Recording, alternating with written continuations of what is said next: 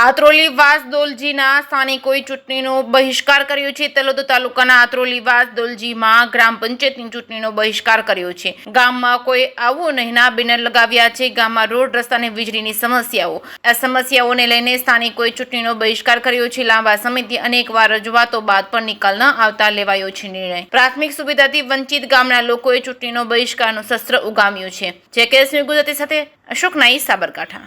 આગામી આવનારી ચૂંટણી બાબતે અમે બહિષ્કાર કરીએ છીએ। આ વૈગન કોઈ વોટ લેવા માટે આવવું નહીં, કારણ કે અમારે 25-30 વર્ષથી મતલબ છ જ નહીં રસ્તો પહેલાંથી જ મારો જન્મ થયો। આ બધા આવડા મોટા મોટા થયા તો એ અત્યાર સુધી આ રસ્તો બન્યો જ નહીં કોઈ, અને અમારા લોકોને જવા આવવા માટે બહુ જ તકલીફ પડે છે। ચોમાસામાં કોઈ પણ સાધન આવી જઈ શકતું નથી। ગમે તે કોઈ દવાખાનું ગમે તે કોઈ પ્રોબ્લેમ આવે તો એ કોઈ વેગન 108ની કે એવી કોઈ સુવિધા જ નહીં અમારે જવાનું કઈ રીતના।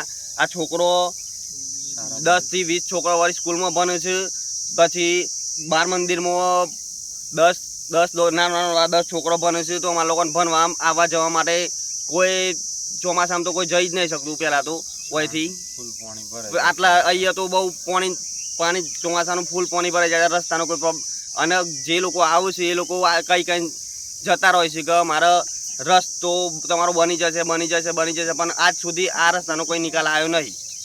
એટલા માટે આજથી અમે આવનારી ચૂંટણીનો બહિષ્કાર કરીએ છીએ, કારણ કે આ રસ્તાના પ્રોબ્લેમ લીધે આજ પછી કોઈએ વોટ માંગવા આવું નહીં।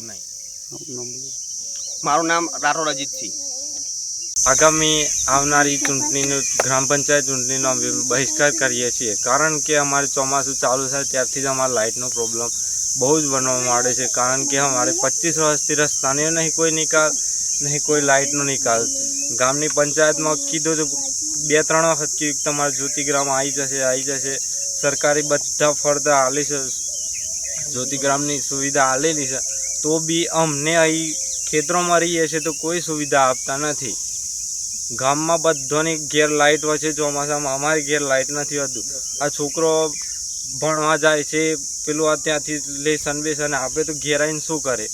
રાતે તો લાઇટ જ નથી હોતું। તે ચોમાસામાં અમારે લાઇટનો બહુ પ્રોબ્લેમ બને છે, તેના કારણે બહુ બધા તકલીફ અમારે ચોમાસામાં પડે છે।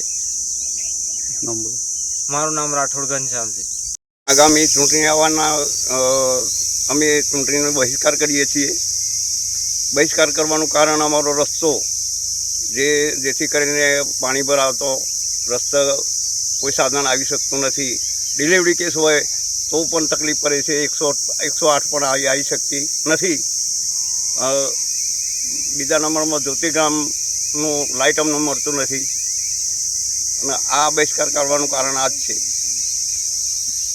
કેટલા વર્ષથી મતલબ આ લાભ લગભગ આ લાભ અમને 25-30 વર્ષથી મળતો નથી।